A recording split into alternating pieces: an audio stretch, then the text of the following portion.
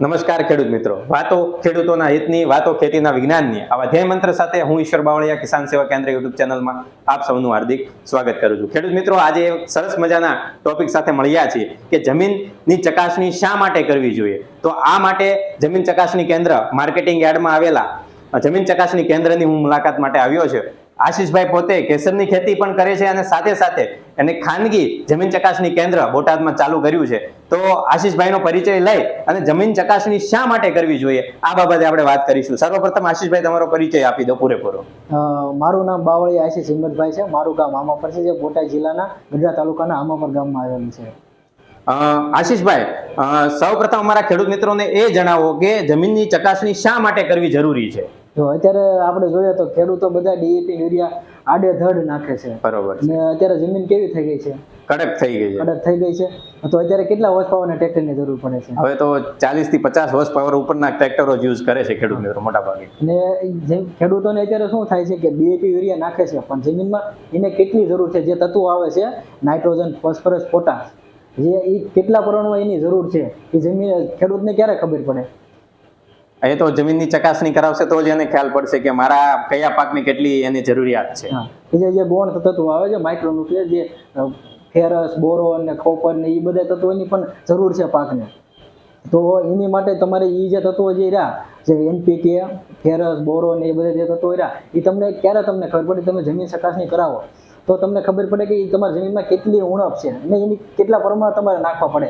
એ પ્રમાણે તમે ફર્ટિલાઇઝરનો ઉપયોગ કરો તો તમારો જે ઓટોમેટિક જે તમે વધારાનો જે ખર્ચો કરો છો ઓટોમેટિક ઘટી જવાનો છે, અને જમીન કેવી છે થઈ જાય છે, સારી થઈ જાય છે, અને ખર્ચો ઘટશે એટલે તમારા પ્રોફિટ રેશિયોમાં પણ વધારો થશે।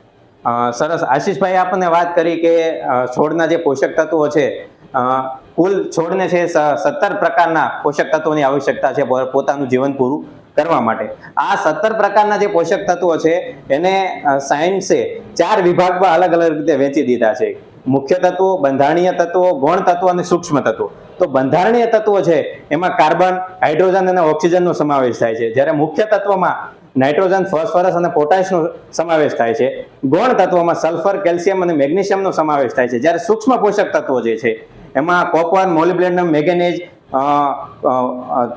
ફેરસ, મેંગેનીઝ, ઝીંક આ તત્વોનો સમાવેશ થાય છે। જો આ 3 શ્રેણીમાં ડિવાઈડ કરવાનું કારણ એ છે કે બંધારણીય તત્વ એટલે એવું તત્વ કે જેની ઉગવા માટે છોડને પ્રાથમિક પાયો જરૂર છે, એ માટે જે 3 તત્વો છે એ પાયો છે। બાકીના મુખ્ય તત્વો એટલે જે બીજા તત્વો છે એની સરખામણીએ આ જે 3 તત્વો છે નાઇટ્રોજન, ફોસ્ફરસ અને પોટાશ, એની છોડને પુષ્કળ એટલે વધુ પ્રમાણમાં જરૂર છે, એને એટલે મુખ્ય પોષક તત્વોમાં રાખ્યા છે। અને ત્રીજી જે શ્રેણી છે ગૌણ પોષક તત્વો, સલ્ફર, કેલ્શિયમ અને મેગ્નેશિયમ, આ જે તત્વો છે મુખ્ય તત્વો અને સૂક્ષ્મ પોષક તત્વો, સૂક્ષ્મ પોષક તત્વ કરતા વધારે અને મુખ્ય પોષક તત્વ કરતા ઓછું જરૂરિયાત છે, એટલે એને ગૌણ પોષક તત્વોની કેટેગરીમાં રાખે છે। અને બાકીના જે તત્વો છે સૂક્ષ્મ પોષક તત્વો એ એવા તત્વો છે, દાખલા તરીકે આપણે કોઈ ભોજન બનાવીએ અને જે સામગ્રીની જરૂરિયાત પડે એમાં જે મરી મસાલો છે, મીઠું છે, અલ્પ પ્રમાણમાં જરૂર છે પણ જરૂરિયાત છે, એ જ રીતે પાકને પણ જે આ 16 પોષક તત્વોની શ્રેણી છે એમાં આ સૂક્ષ્મ પોષક તત્વોની પણ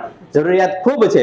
હવે આ તત્વો છે એ દરેક જમીનમાં ઉપલબ્ધ છે જ તે, પરંતુ જ્યાં સુધી તમે એનું એનાલિસિસ નહીં કરાવો ત્યાં સુધી તમે બધા જ પોષક તત્વો નાખશો, દાખલા તરીકે તમે યુરિયા, ડીએપી, એમોનિયમ સલ્ફેટ કે કોઈ પણ પ્રકારના રાસાયણિક ખાતરો તમે જમીનમાં આપશો તો હવે તમને ખ્યાલ જ નથી કે તમારી જમીનમાં ઓલરેડી ફોસ્ફરસ છે જ તે, નાઇટ્રોજન છે જ તે, તો એને આપવાની જરૂરિયાત નથી। તો આની જરૂરિયાત તમને ક્યારે ખબર પડશે? તો કે તમે એનું એનાલિસિસ કરાવશો, તો એનાલિસિસ રિપોર્ટ તમારી પાસે આવશે કે ભાઈ મારી જમીનમાં નાઇટ્રોજન છે તો નાઇટ્રોજન દેવાની જરૂરિયાત નથી, ફોસ્ફરસ છે તો ફોસ્ફરસ દેવાની જરૂરિયાત નથી, પોટાશ છે તો પોટાશ દેવાની જરૂરિયાત નથી, અથવા તો છે તો કેટલી ઘટ છે। દાખલા તરીકે તમારી કોઈ પણ પાકને અંદાજે દરેક પાકને અલગ અલગ પ્રમાણે નાઇટ્રોજન, ફોસ્ફરસ અને પોટાશની જરૂરિયાત હોય તો તમે કયા પાકનું વાવેતર કરશો એ પ્રમાણે તમે એમને એક કોઠો આપો છો કે ભાઈ આ પાકને આટલી જરૂરિયાત છે ને આટલું તમારે જમીનમાં છે તો તમારે આ દેવાની જરૂર છે, એ રીતનું તમે કરી પણ આપો છો। એટલે હવે દાખલા તરીકે કોઈ પણ રાસાયણિક ખાતરોનો તમે ઉપયોગ ખેડૂત મિત્રો કરો છો તો એ રાસાયણિક ખાતરો તમારી જમીન સાથે એસિડિક પ્રક્રિયા અને અમ્લીય બેઝિક પ્રક્રિયા એટલે કે અમ્લીય પ્રક્રિયાને આલ્કલીય પ્રક્રિયા કરતું હોય છે. એટલે દાખલા તરીકે તમે આશીષભાઈ આપણે એક પીએચ માન પણ આમાં એનાલિસિસ કરવામાં આવે તો પીએચ ના લીધે જ ખેડૂત મિત્રોને કઈ બાબતનો ખ્યાલ આવશે કે કયા પ્રકારના ખાતરો દેવા પડે? હા, જો વધારે પડતી પીએસ છે કે વધારે પડતી 12, 14, 15 તો એ પાકને જરૂર નથી. એ વધારે પડતી પીએસ છે તો પાક શું કરશે? સુકાઈ જશે, બળી જશે, એવો પ્રોબ્લેમ થશે. હાવ ઓછી પીએસ છે તો 3, 4 પીએસ તો એમાં પાકનું ઉત્પાદન જ નહીં થાય, સીડનું અંકુરણ જ નહીં થાય પેલા પ્રથમમાં. તો તમે ચેક કરાવો તો તમને ખબર પડે કે પીએસ કેટલી છે, તો તમારે કયા ખાતરની જરૂર પડશે, જીપ્સમ એ, સિરોડી એ, તો એ કેટલા પ્રમાણમાં ઉપયોગ કરો એ તમને તમે લેબોરેટરી કરાવો તો તમને ખબર પડે. એટલે ખેડૂત મિત્રો એટલે એક એનાલિસિસ કરાવશો તો તમને પીએચ માનની ખબર પડશે અને પીએચ માન તમારો કેવો છે એ આધારે તમારે બેઝિક અસર કરતા અથવા એસિડિક અસર કરતા એટલે કે આલ્કીય અસર કરતા અથવા અમ્લીય અસર કરતા ખાતરોની પસંદગી કરવાની થશે. જ્યાં સુધી તમને એ જ ખબર નહીં પડે કે તમારો પીએચ માન કેટલો છે.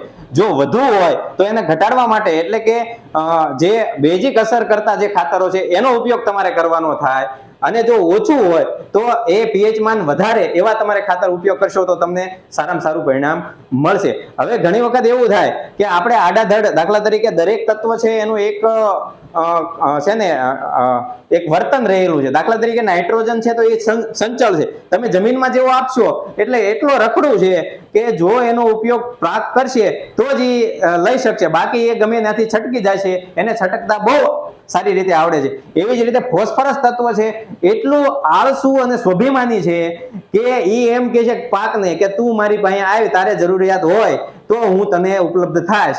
એટલે તમે જ્યારે ફોસ્ફરસ, ડીએપી કે કોઈ પણ સ્વરૂપે નાખો છો, જો પાક નહીં લે તો એ એમાં જકડાઈ જશે. એટલે જો તમે એનાલિસિસ કરશો તો તમે જે પૂર્વે જે ફોસ્ફરસ આપેલો છે તો તમને ખબર પડશે કે મારા જમીનમાં ફોસ્ફરસ તો પડેલો જ છે, તો આ પાકને મળતો કેમ નથી? તો અદ્રાવ્ય સ્વરૂપમાં છે. તો અદ્રાવ્ય ફોસ્ફરસને દ્રાવ્ય કરવા માટેના જે તમે ખાતરો છે એનો ઉપયોગ કરી શકશો. એનપીકે કોન્સોટિયા છે કે કોઈ પણ બેક્ટેરિયલ એવા જે ફોસ્ફરસ દ્રાવ્ય બેક્ટેરિયા તમે આપશો તો તમારો ફોસ્ફરસ કે પોટાશ તમને ઉપલબ્ધ થશે. તો જમીનની ચકાસણી તમે કરાવશો એથી તમારો જે જમીન ચકાસણી કરવા માટેનો 1000 રૂપિયા કે 2000 રૂપિયાનો ખર્ચ છે એની સામે તમને જે ખાતરો તમે ઉપયોગ કરશો એ વધારાના જે ખાતરો ઉપયોગ કરો છો એની સરખામણી તમને ખૂબ સારું પરિણામ મળશે. દાખલા તરીકે તમે જમીન ચકાસણી કરાવશો એટલે 1000 રૂપિયા કે 2000 રૂપિયા ખર્ચ થશે, તો તમે ડીએપી, યુરિયા કે કોઈ પણ ખાતરો નાખો છો તો એનું પ્રમાણ તમને ખબર પડી જાય, એટલે વધારાનો જે ખર્ચ થતો છે એ અટકી જશે. એટલે જમીન ચકાસણી તમે અવશ્ય કરાવશો. અને તમે જમીન ચકાસણી તમે ક્યાં ક્યાં કરાવી શકશો? તો તમારા દરેક જિલ્લામાં જમીન ચકાસણી પ્રયોગશાળા, મદદનીશ ખેતી નિયામકની કચેરી હોય છે, અથવા તો કૃષિ વિજ્ઞાન કેન્દ્ર હોય તો ત્યાં તમે કરાવી શકશો, અથવા કોઈ પણ ખાનગી લેબોરેટરી હોય ત્યાં કરાવી શકશો. અને બોટાદ જિલ્લા માટે હાલ કોઈ સરકારી કે કૃષિ વિજ્ઞાન કેન્દ્રની પ્રયોગશાળા નથી, એટલે બોટાદ જિલ્લાના જે ખેડૂત મિત્રો છે એને જો જમીનની ચકાસણી અથવા પાણીની ચકાસણી કરાવી હોય તો આશીષભાઈ તમારે જે આ સેન્ટર છે એનું એક એડ્રેસ આપી દો અને કઈ રીતે તમે એનું સેમ્પલ લેશો અને કઈ રીતે એને એનાલિસિસ કરીને આપશો એની થોડીક વિગત આપી દઈશું. જો આપણું જે એડ્રેસ છે બોટાદ જિલ્લામાં જૂનું માર્કેટ યાર્ડ છે, ખેડૂત ભવન ને 5 નંબરની ઓફિસ છે, વસુંધરા જમીન ચકાસણી કેન્દ્ર આપણું ઓફિસનું નામ છે. અને જો તમારે ખેડૂત મિત્રો જે બોટાદ જિલ્લામાં છે એ ખેડૂતને ક્યાંય જવાની જરૂર નથી, અમને કોલ કરજો 81 424 પછી 5 અમારો કોન્ટેક્ટ નંબર છે, એમાં તમે અમને કોલ કરશો એટલે અમારા એક ભાઈ આવશે, તમારે જમીનનું સેમ્પલ લઈ જાય છે. એટલે જમીન ચકાસણી કે પાણીની ચકાસણી કરવા માટે સેમ્પલ લઈને અહીંયા આવવાની જરૂર નથી, તમારો જ માણસ ત્યાં જઈને સેમ્પલ લઈ લે છે. હવે આ જે તમે એનાલિસિસ કરી આપો છો એનો ચાર્જ તમે કેટલો રાખ્યો છે? જો અમે જે સેમ્પલનો ચાર્જ છે 14 પેરામીટર આપણે કરીએ છીએ, જે મેન છે એનો ચાર્જ 1000 રૂપિયા છે.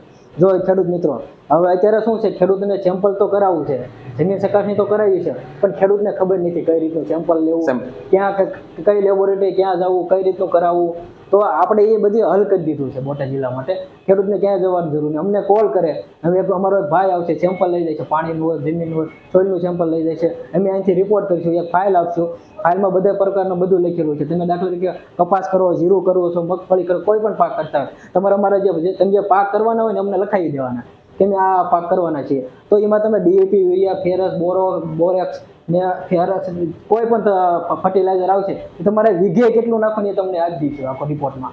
તમારા જે પેરામીટર છે તમે એમાં વીઘામાં કરીને આપ્યું છે વીઘામાં કે ખેડૂત મિત્રો એક આ જમીન ચકાસણી કેન્દ્રની સરળતા ખાતર આ લોકોએ એક તો સેમ્પલ જે એના જાણીતા નિષ્ણાંત છે એ આવીને લઈ જશે. એટલે ઘણી વખત એવું થાય કે જમીન ચકાસણી માટેનો જમીનનો નમૂનો અથવા પાણીનો નમૂનો કઈ રીતે લેવો એની આપણને ખ્યાલ ન હોય, એના કારણે ઘણી વખત તમે સેમ્પલ લઈને આવો ને એનું એનાલિસિસ કરીને પણ આ લોકો આપે, પણ એનો આદર્શ નમૂનો જો તમે ન લીધો હોય તો એના જે પરિણામો છે એના કારણે જે આપણને રિઝલ્ટ મળવું પડે પાકમાં, ઉત્પાદનમાં, એ મળે નહીં. એ માટે આ લોકોએ આદર્શ નમૂનો લે, યોગ્ય નમૂનો લેવાય એ માટે સગવડતા બોટાદ જિલ્લા માટે રાખી છે કે બોટાદ જિલ્લાના કોઈ પણ ગામમાં નો ખેડૂત જો એનાલિસિસ કરવા માંગતો હોય તો અહીંયા કોલ કરશે અને આ લોકો જાતે આવીને સેમ્પલ તમારું લઈ જશે અને તમને રિઝલ્ટ પ્રોવાઈડ કરશે. હવે બહારના જિલ્લાઓ માટે જો કોઈને એનાલિસિસ કરવું હોય તો એના માટે કોઈ સગવડતા કે સુવિધા કોઈ રાખી છે?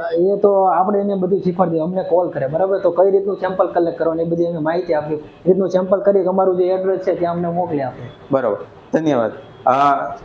આશીષભાઈએ સરસ મજાની વાત આપી અને જમીન ચકાસણી પ્રયોગશાળા શા માટે કરવી જોઈએ કે કોઈ પણ ખેડૂત મિત્ર આપણે એવું વિચારીએ છીએ કે ખાતરો આપીએ અને ઉત્પાદન વધારીએ, તો હવે પછીની જે ટેકનોલોજી અથવા હવે પછીની જે ખેતી પદ્ધતિ છે હવે તમારે ઉદ્યોગ તરીકે ખેતીને જોવી પડશે. એટલે નફો અને નુકસાન સાથે લઈને તમારે ચાલવું પડશે. એટલે તમે એક નાની એવી બચત તમારા મોટા નફામાં પરિવર્તિત થાય એ માટે જમીન ચકાસણી અવશ્ય કરાવો, પાણીની ચકાસણી અવશ્ય કરાવો. આ માહિતી તમને કેવી લાગી, આ વિડીયો વધુમાં વધુ ખેડૂતો સુધી પહોંચે, વધુમાં વધુ ખેડૂતો આ માહિતીનો લાભ લે એ માટે આ વિડીયોને વધુમાં વધુ શેર કરો અને આ ચેનલમાં જો આપ નવા આવ્યો હોય તો આ ચેનલને સબસ્ક્રાઇબ કરવાનું ભૂલતા નહીં. જય જગત.